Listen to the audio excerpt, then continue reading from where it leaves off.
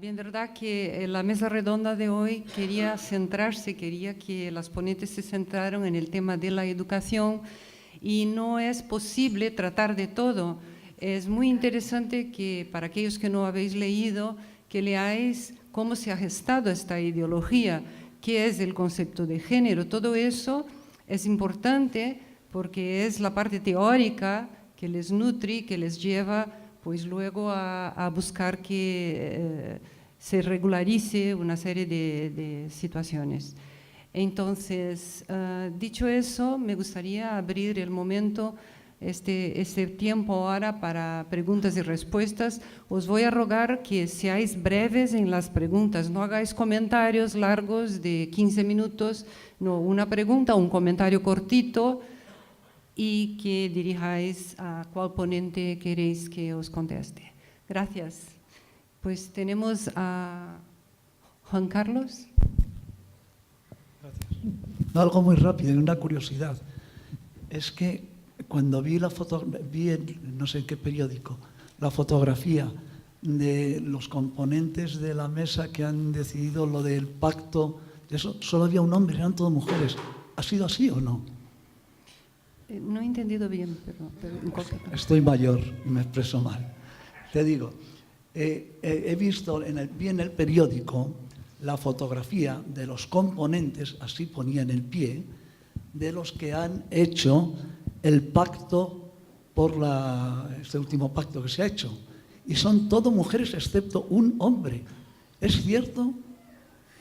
Bueno, pues es una buena pista. No lo sé, pues pero búscalo desde luego y verás. no han respetado las cuotas. Hay solo no un han hombre, respetado las solo cuotas. un hombre hay. Así que, bueno. Le contesto yo. Sí, es así. De hecho, en las comisiones de igualdad, más del 98% de las comisiones de igualdad que se celebran en este país están formadas única y exclusivamente por mujeres.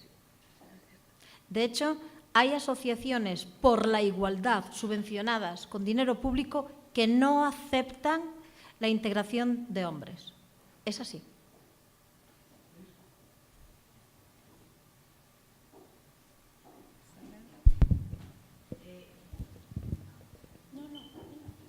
Perdona, yo no había visto. Pues primero la señora, luego tú, Sara. Y luego tú. Hola, buenos días. Yo quería decir que al final las que mueren son las mujeres. Porque ¿cuántas mujeres llevamos ya muertas desde primero de año? Esto contesto yo. Y le voy a contestar yo. Y luego yo. Aquí nadie ha dicho que se acepta o no se reprocha la muerte de mujeres.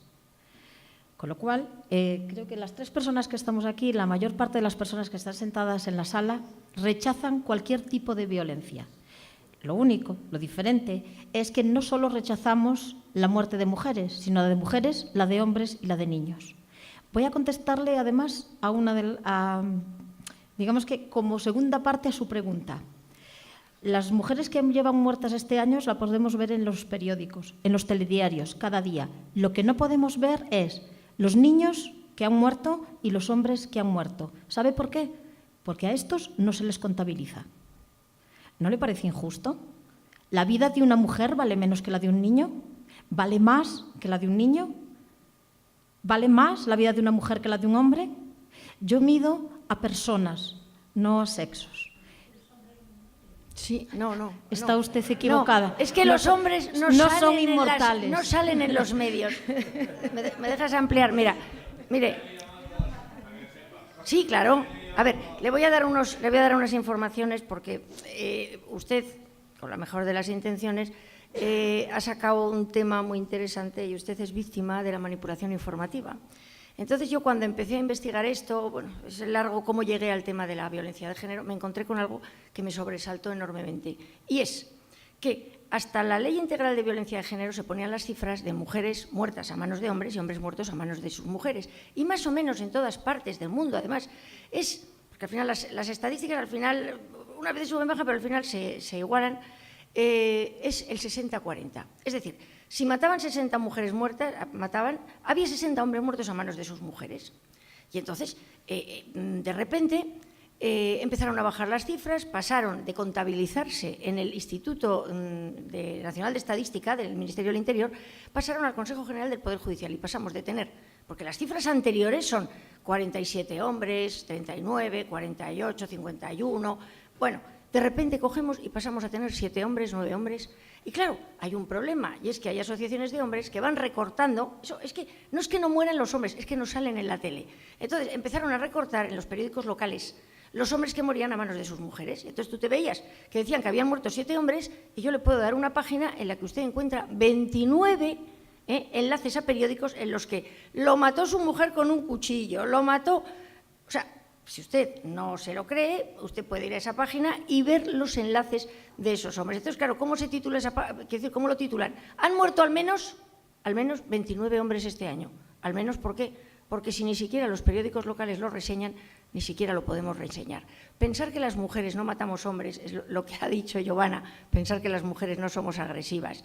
Es increíble, España sería el único país del mundo donde las mujeres no matamos hombres y además sin dinero público, porque no han dado un duro y hemos dejado de matar hombres, con lo cual habrá que pensar si es bueno que gasten tantos millones y que se sigan matando mujeres. Es decir, el engaño es de proporciones oceánicas. Entonces es cuando dices, ¿qué negocio hay aquí detrás para que se oculte eso? Y los niños, como ha dicho Giovanna, resulta que los niños que los matan los hombres son niños muertos por el machismo y el patriarcado. Y los niños que matan sus madres, y sobre todo si se suicidan después, se titula suicidio ampliado. Una señora que tiró primero por la ventana a su hija, luego a su hijo, luego se tiró ella, era un suicidio ampliado.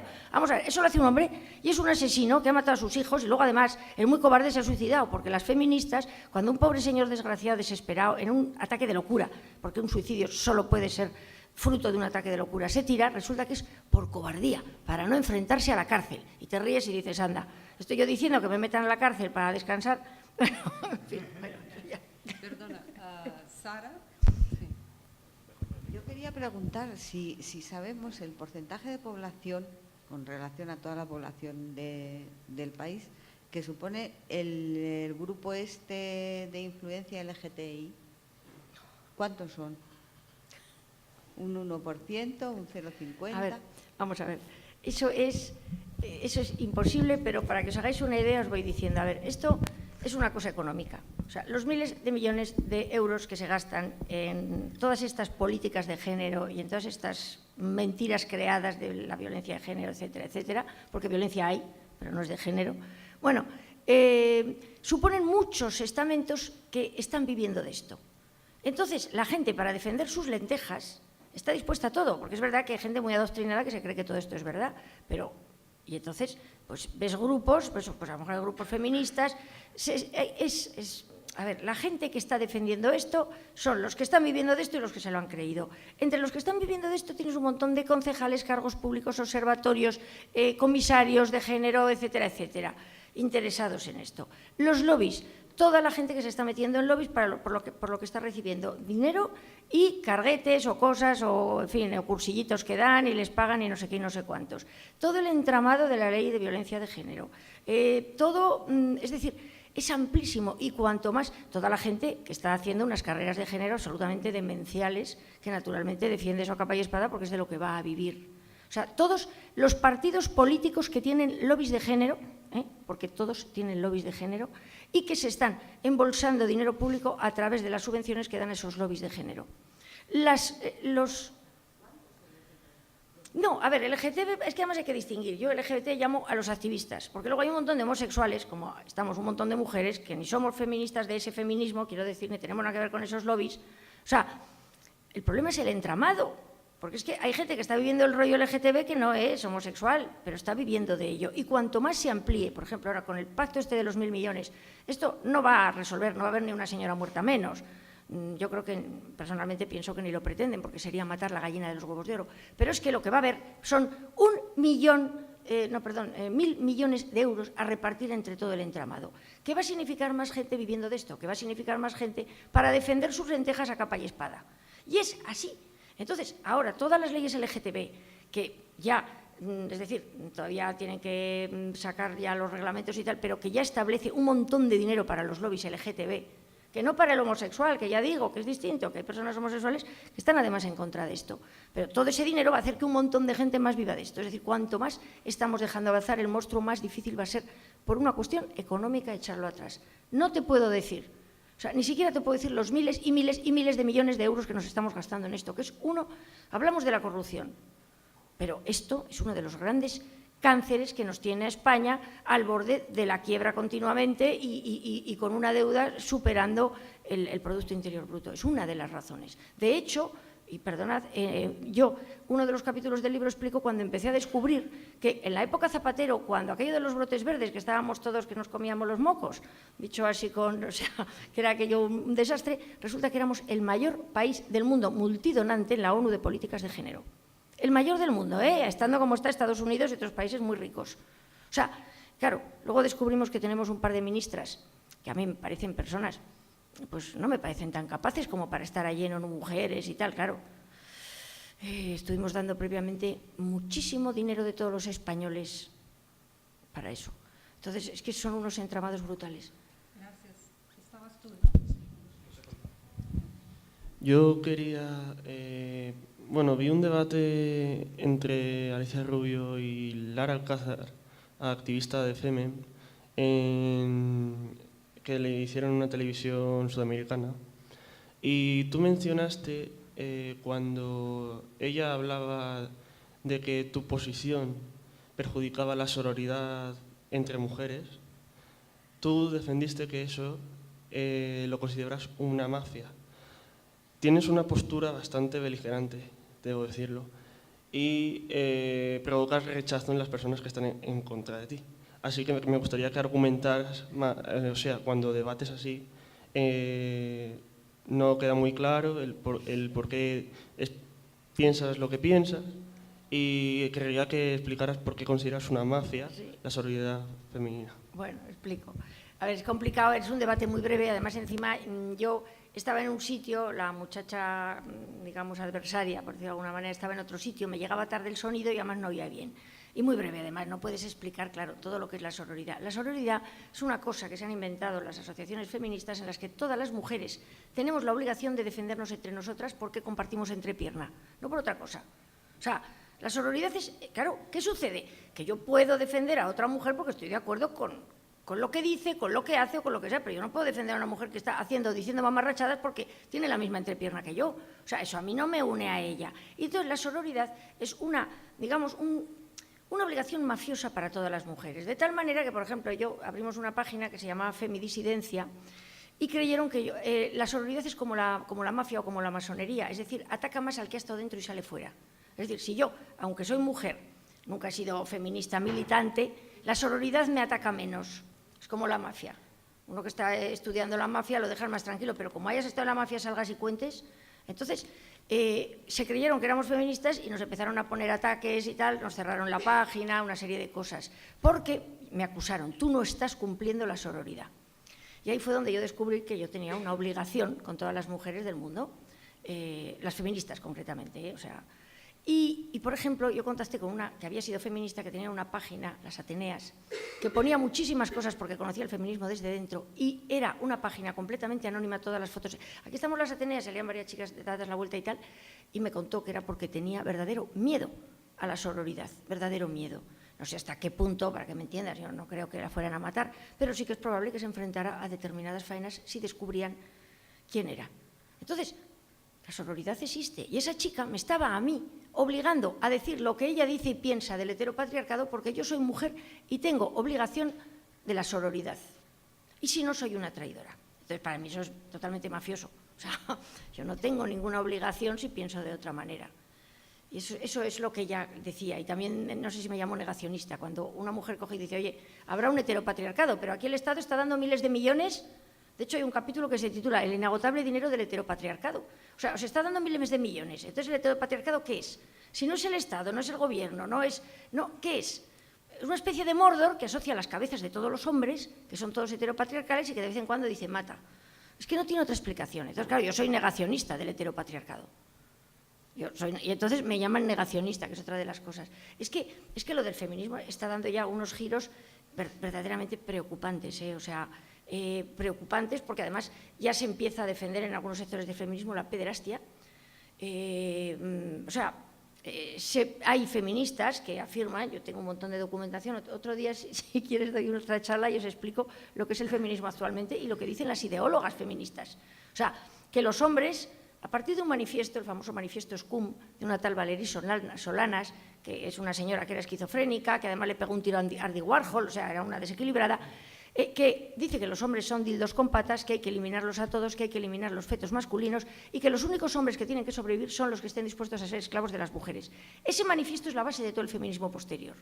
Y además hay carteles de chicas que ponen chicas SCUM, es decir, que son chicas que siguen ese manual de feminismo. Y a partir de ahí te encuentras feministas muy reputadas diciendo que su mayor ilusión es ver a un hombre como un cerdo en una bandeja, con un tacón clavado en la boca, que los hombres hay que encerrarlos a todos, dejar un 10% y tenerlos encerrados en campos de concentración para que fabriquen semen. Cosas que si eso lo dices de una mujer, o de mujeres que nos encierren creo que es delictivo. Entonces, es que ese es el problema. Ese es el problema. Y el problema es que la sororidad me obligaría a mí a aplaudir a esas mamarrachas. En fin. Sí, la conferencia se titula Ideología de Género y Educación, pero ninguna ha definido qué es eso de la ideología de género. Lo han dado por supuesto y han entrado en el tema. Pero, ¿qué es la ideología de género? Porque creo que no es en absoluto obvio. Y para empezar, creo que no existe realmente una ideología de género, que eso es un concepto, la percepción desde la derecha de lo que defiende la izquierda, que es la politización de la sexualidad. Pero ahí no hay hay varias ideologías que se extraen del concepto de género como construcción social del sexo, como algo arbitrario, diferencias impuestas arbitrariamente entre hombres y mujeres, que es como entiende la izquierda la sexualidad, pero ahí no hay una coherencia ideológica. Hay, para empezar, dos grandes grupos, que es, por un lado, el feminismo y, por otro, el lobby LGTBI, que pueden tener intersecciones, pero que son contradictorios entre sí, son enteramente contradictorios. El feminismo necesita un género binario, necesita hombres, mujeres, hombres malos, mujeres buenas, hombres opresores, mujeres oprimidas. El lobby LGTBI no puede funcionar con esas categorías, tiene que funcionar con, no es todo, el sexo es un espectro, el género es un espectro, eso está en conflicto entre sí y no se les puede tratar a todos como si fuera lo mismo, sino que hay que analizarlo cada uno en su lugar y hay que acentuar sus contradicciones. Y por otro lado, ¿qué es lo del patriarcado? Se han preguntado. Pues el patriarcado es una concepción de la historia según la cual toda la historia ha sido una conspiración de los hombres contra las mujeres para mantenerlas oprimidas. Y si aceptamos, por otra parte, que las mujeres han estado históricamente oprimidas, estamos comprando toda la mercancía. Es decir, el feminismo llega a esa conclusión partiendo de la premisa de que las mujeres están oprimidas. En el feminismo la premisa es la conclusión. Pero es que hay que comparar. Lo que hace el feminismo es comparar las ventajas que han tenido históricamente los hombres con las desventajas de las mujeres. Y hay que compararlo todo. También las mujeres han tenido históricamente ventajas y también los hombres han tenido desventajas. Y si se compara todo, no se puede llegar a esa conclusión. Sí. A ver, yo particularmente me desmarco de tu parte de la pregunta sobre el lobby LGTBI, entre otras cosas porque no es mi especialidad y no podría decirte nada más allá de lo que podamos saber todos. Pero además, no entiendo muy bien tu pregunta, primero por larguísima y luego porque es un poco etérea. Sí que te voy a decir una cosa. Si tú me preguntas, define ideología de género, te digo lo mismo que Marcia. Es algo confuso. Porque es algo que está en nuestra sociedad, que no puedes definir de una manera concreta, pero que te afecta. Te lo digo ¿por qué? Porque la palabra género está en el Código Penal. La palabra género está en la Ley de Enjuiciamiento Civil. Y por género, por razón de género, existen juzgados específicos en este país. Y hay condenas específicas por razón de género a personas en este país. A partir de ahí, si tú me preguntas personalmente cómo definirías ideología de género, pues mira, para mí es una manera de desviar la atención sobre los problemas que tenemos como personas en la sociedad que nos ha tocado vivir. Como tú dices, históricamente y de manera disruptiva, hombres y mujeres han tenido ventajas y desventajas, porque a todos nos venden la idea de que los hombres sometían a las mujeres. Ya, y durante siglos las mujeres vivían de lo que cazaban y generaban los hombres, y esto no lo consideraban un problema. ¿Vale? Con lo cual, sí que es verdad que ha habido ventajas y desventajas disruptivas, que cada uno ha cogido la parte del discurso y la parte histórica que más le ha convenido para defender. También. Que hemos mezclado un montón de conceptos, porque si no, la estructura social que defiende esta ideología de género no se sostiene. Sí, pero es que de hecho lo que sostiene la ideología de género es su falta de definición.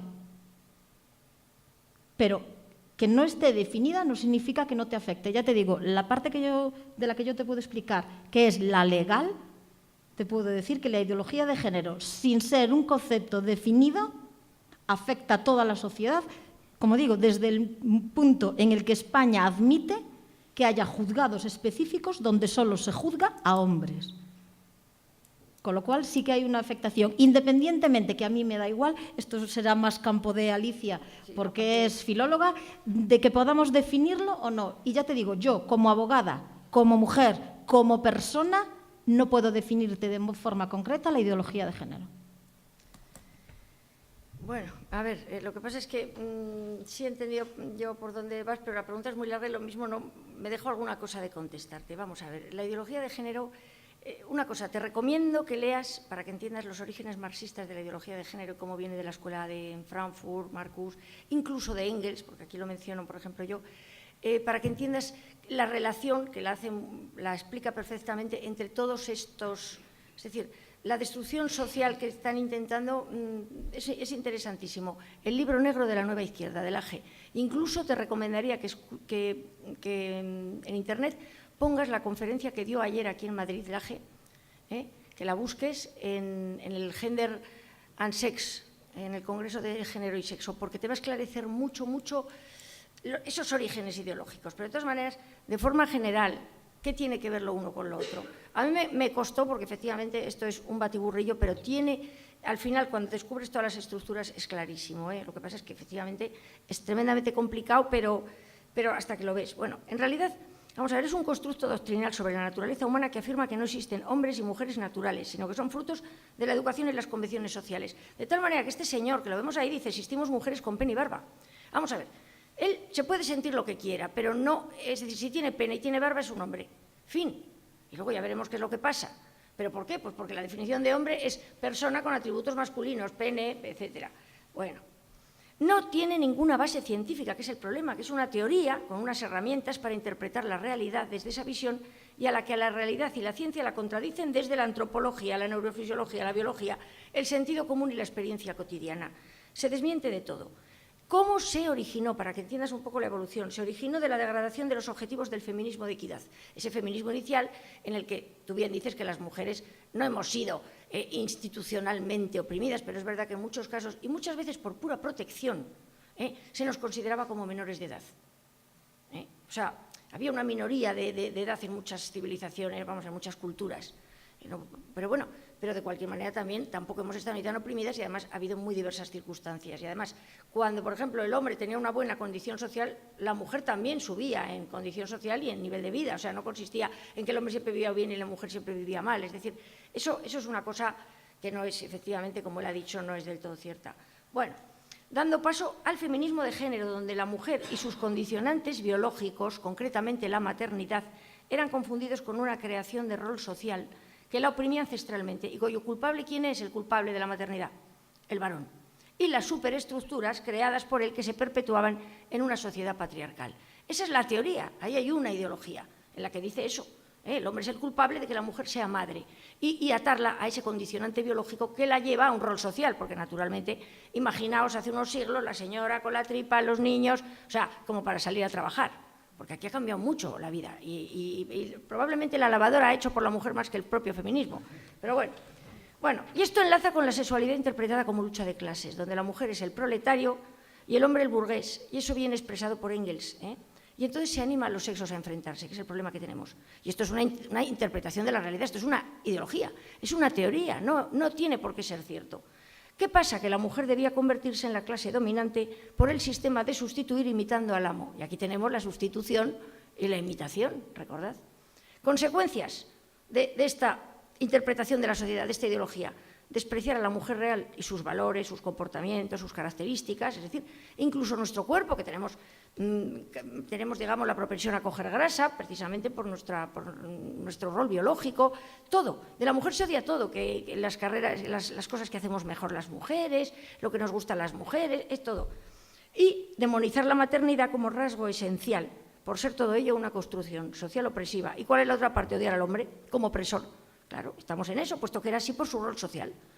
Privilegiado, que además el hombre se había autocreado. Es decir, aquí estas señoras, o sea, el feminismo está creando eso, está diciendo que es que el hombre se ha creado su rol. O sea, que naturalmente estamos hablando de pura biología. El rol social del varón en muchos casos viene determinado por su previo rol biológico.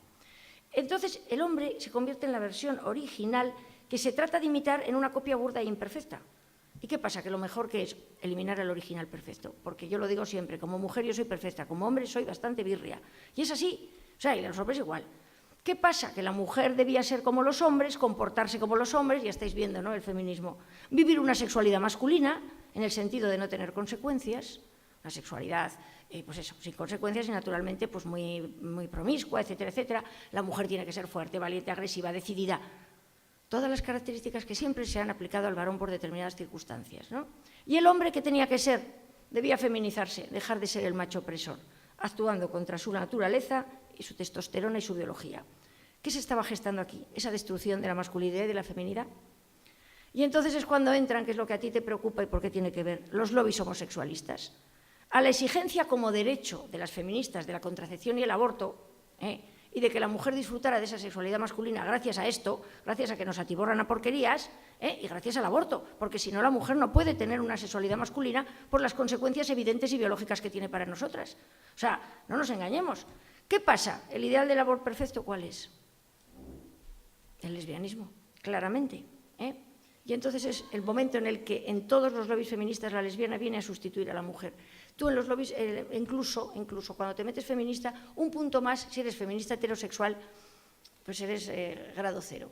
Si eres feminista lesbiana ya subes un poco a las crías, digamos que es una manera de crecer. Y entonces, ¿qué te encuentras? Con que las lesbianas son todas o bisexuales, que esas son las heterosexuales avergonzadas de su culpa genética de ser heterosexuales, y están las lesbianas. Y ahí es cuando se juntan los dos lobbies, y ahí viene la lucha. ¿Que llevas razón en que van a acabar enfrentándose? Sí, ya empiezan. En los vientres de alquiler y en los transexuales que están claro, copando todas las marcas del deporte femenino. Llevas razón en que se van a enfrentar, pero en este momento pertenecen a la misma ideología. No sé si ha quedado claro, más o menos. Bueno, que si no seguiría... Buenos días, Marcia, tú me conoces perfectamente. Además hemos estado hablando de estos temas no hace muchos días, en diciembre. Tú sabes, yo me voy a presentar, me llamo José Antonio Ruiz de la Hermosa, no me importa decirlo en público. Soy médico, soy historiador y soy periodista y ejerzo las tres cosas. Como médico, hablando de las estadísticas de muertas y de muertos, voy a decir que si yo me voy a la puerta de un cine donde ponen películas de terror y le pregunto a la gente que sale de ver películas, ¿usted le gustan las películas de terror? El 99% me va a decir que sí. Las estadísticas suelen ser mentiras.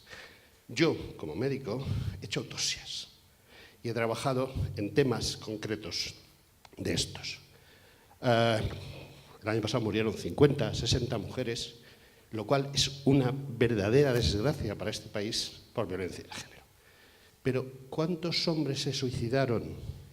¿Cuántos hombres se suicidaron porque les quitaron su casa, les quitaron sus hijos y les quitaron su dinero? 1.200. Eso no sale en ningún sitio. Pero yo sí lo sé porque tengo acceso a esas estadísticas, porque yo no las leo en la prensa ni las veo en la televisión.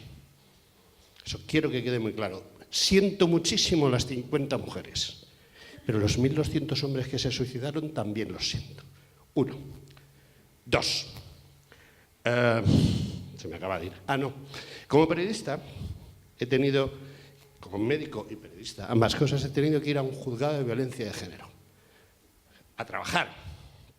No soy juez, ni fiscal, ni abogado, sino por el otro ámbito.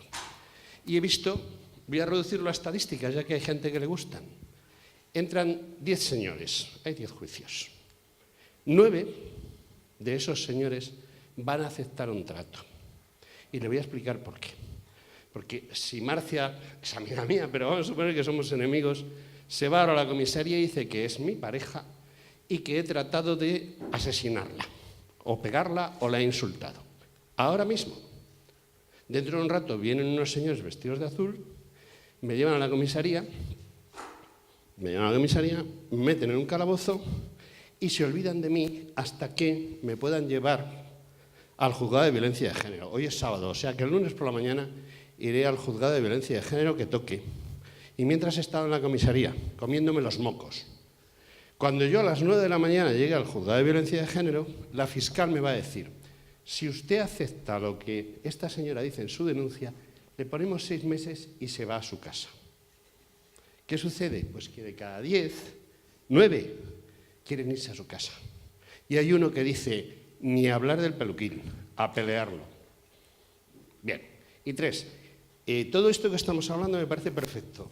Marcia, tú sabes dónde he trabajado yo el 50% de mi vida, ¿verdad? Te lo comenté en aquella cena. Yo he vivido el 50% aproximadamente de mi vida laboral como médico, trabajando en países que son musulmanes radicales.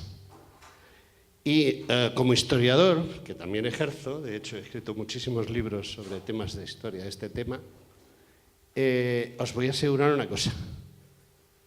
Todo esto que estamos hablando nos lo van a solucionar. 10, 15, 20 años y nos lo solucionan. ¿Sabéis por qué, verdad? Porque dentro de 20 años Europa será musulmana. Y entonces toda esta discusión no sirve absolutamente para nada. Sirve a 5 o 10 años vista. Pero a 20 nada. O sea, y os doy mi palabra de honor de que eso va a ser así. Porque yo he estado viviendo en países radicales musulmanes. Y tal y como estoy viendo el patio, cada vez que vengo a España, ahora ya llevo un par de años aquí, es que hay que ser muy tonto para no darse cuenta de qué es lo que está pasando. O sea, todo esto se lo van a comer con patatas en 5 o 10 años. Y todo lo que hagamos para solucionar lo de la ideología de género no va a servir para nada porque vais a llevar velo. Ese es el problema. ¿Y la pregunta? No, solo afirmaciones. Creo que os he dejado muchísimas dudas y muchísimas preguntas. Y siento tener que marcharme, pero me van a multar el coche porque yo pensaba que esto terminaba a las 8:30. Déjame solo decirte una cosa. Dime lo que quieras. Puedo estar de acuerdo contigo y puedo entender lo que dices. Y yo lo que has contado de lo que pasa en los juzgados lo sé de primera mano porque lo vivo. Pero también te digo una cosa. Tú dices que nos quedan 5 o 10 años y que en 20, como dicen en mi tierra, el pescado está vendido. Y yo te digo a ti, por encima de mi cadáver, si eso tiene que pasar, pasará, pero pasará mientras peleo. Yo no me pondré velo.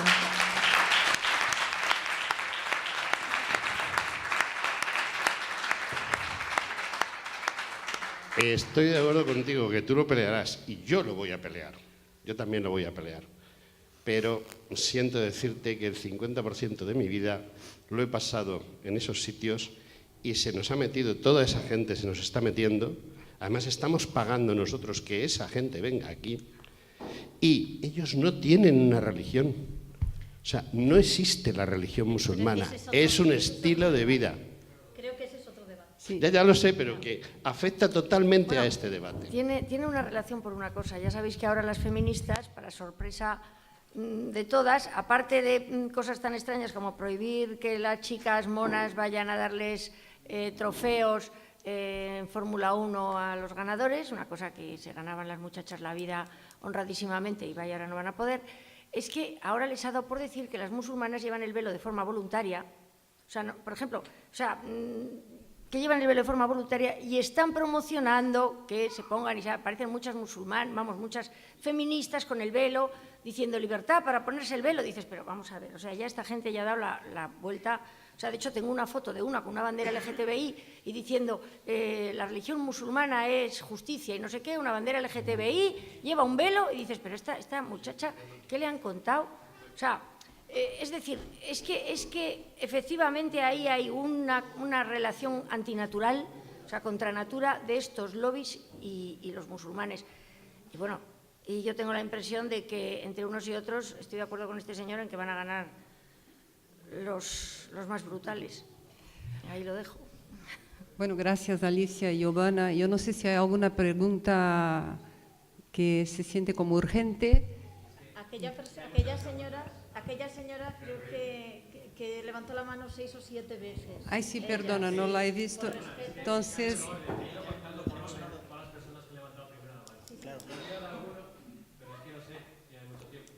Sí, bueno... Bueno, voy a ser breve igualmente. Muy rápidamente, entonces, sí. Por favor. Bueno, durante toda la conferencia se ha abordado el hecho de que tanto el colectivo LGTBI como el feminismo reciben mucho dinero, hay mucho, o sea, ellos en sí mismos ejercen de lobbies, pero también reciben un montón de dinero público. Entonces yo lo que quería preguntar es, ¿cuál creéis que es realmente la finalidad de darles tanto dinero? O sea, ¿para qué se está promocionando? O sea, eso creo que es lo que falta responder. Es decir, todo esto se hace por un motivo y eso sí, me gustaría debatir sobre ello. Vamos a ver, aquí nos vamos a ir a unas esferas muy altas. Hay una base que no se entera de nada, que son todos los críos adoctrinados, que por ejemplo a mí en mis charlas vienen a llamarme machista y homófoba y no sé qué cosas, cuando yo realmente lo que denuncio es la destrucción social y sobre todo también económica de todo esto. Pero bueno, que esos son, digamos, la casta inferior, se creen que están luchando contra el establishment, porque son unos rebeldes, y en realidad lo que están es afianzando el establishment. ¿Por qué? Porque luego están las castas intermedias, que son las que están ganando dinero. Si tú me dices, ¿por qué toda esta gente? Yo te digo, por dinero y por poder, casta intermedia. Pero coges y dices, bueno, pero ¿cómo ha podido ser esto? Arriba, ¿qué sucede? Pues yo, desde luego, la conclusión que he llegado es que absolutamente todas las políticas de género, que hay algunas que no parecen de género y también lo son de reducción poblacional. Efectivamente, estas ideologías han salido de las cumbres poblacionales de la ONU. Entonces, si uno se da cuenta, la promoción de la homosexualidad es reducción poblacional, la destrucción de la pareja heterosexual es reducción poblacional, el aborto es reducción poblacional, incluso estas extrañas nuevas corrientes antinatalistas. Además, yo ya he leído noticias en las que dicen que el cambio climático está relacionado con la violencia de género. Es decir, ya empiezan a mezclar el antinatalismo, que consiste en que uno se autoelimina para no contaminar el mundo, todo absolutamente, bueno, la eutanasia, porque además, claro, con todas estas reducciones poblacionales en este momento somos un rombo de pirámide, ya no tenemos nada, y naturalmente van a empezar a sobrar personas mayores que hay que pagarles pensión y que además son gravosas respecto a que tienen más problemas de salud. Entonces, también la eutanasia es decir, reducción poblacional. Si me hablas de altas esferas, o sea, todo esto busca una sola cosa y es esa. Y entonces todos estos lobbies, además, cuando uno analiza cómo entran financiados por dinero exterior.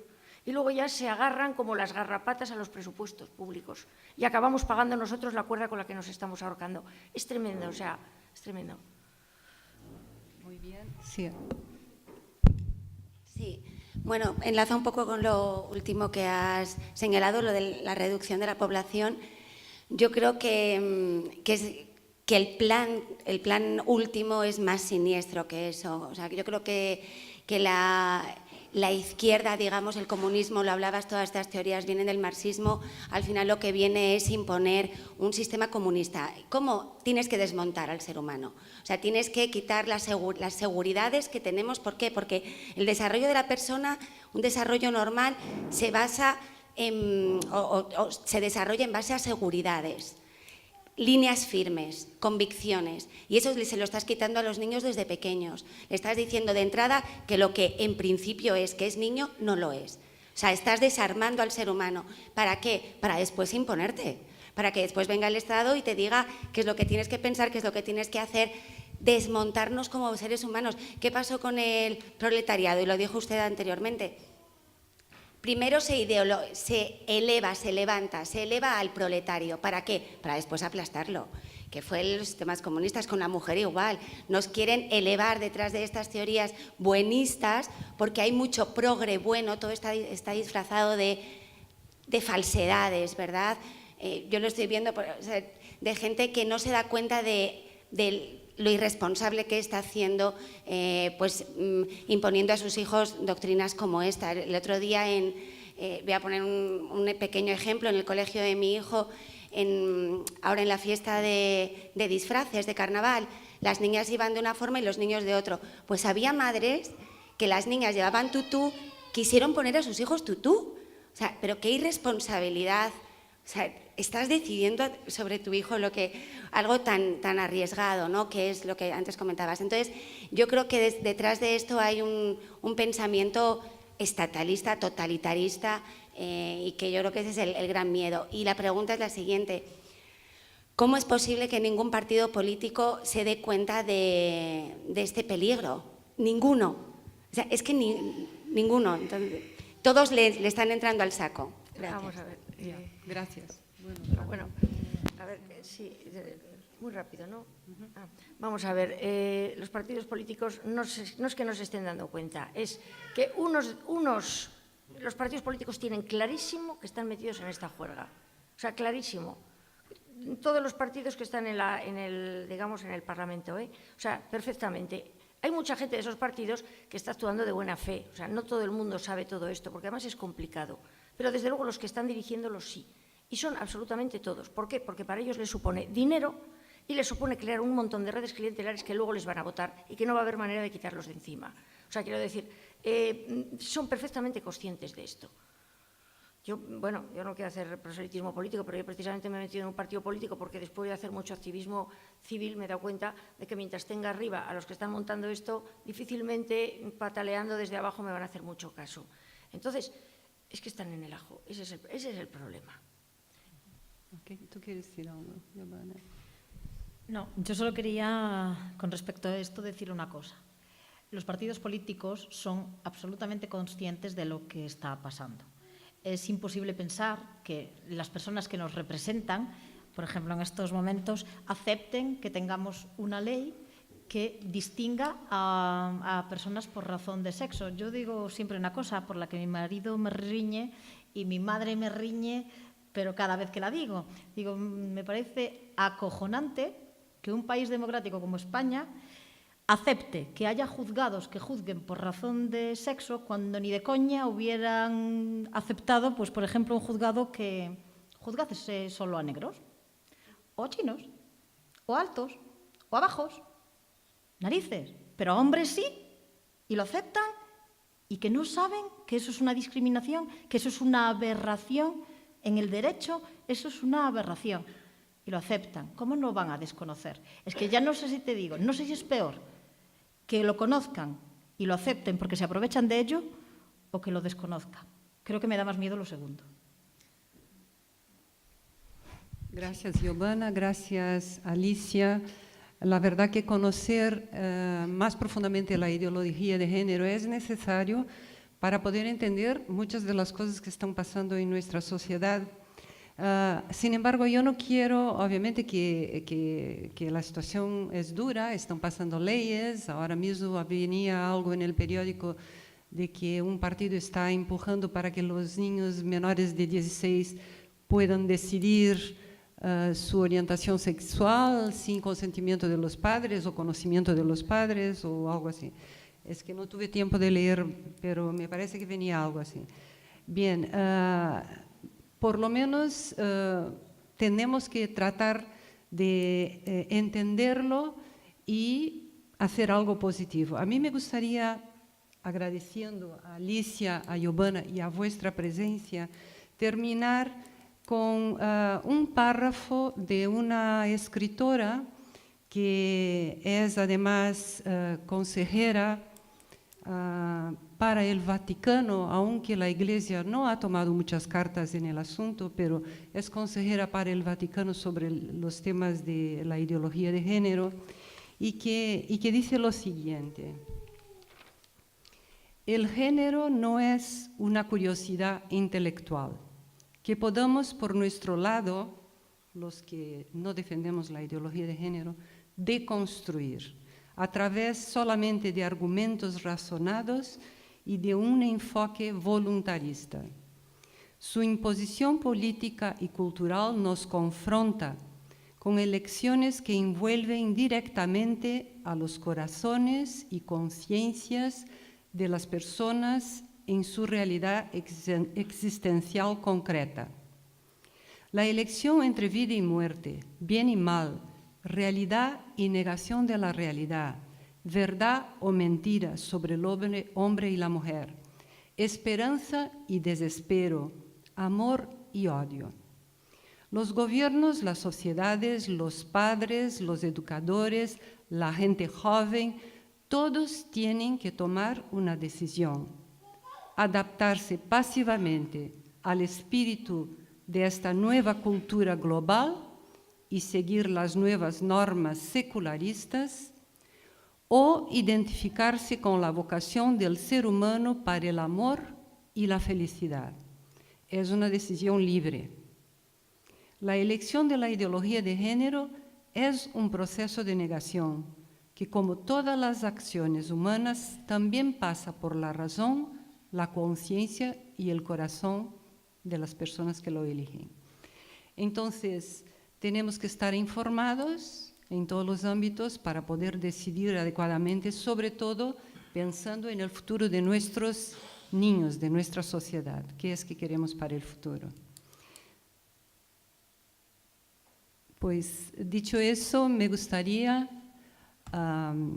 clausurar esta mesa redonda y también recordaros que si queréis adquirir algún libro de Alicia Rubio, pues está allí a la disposición vuestra. Y muchas gracias, que podamos seguir viéndonos en otras ocasiones.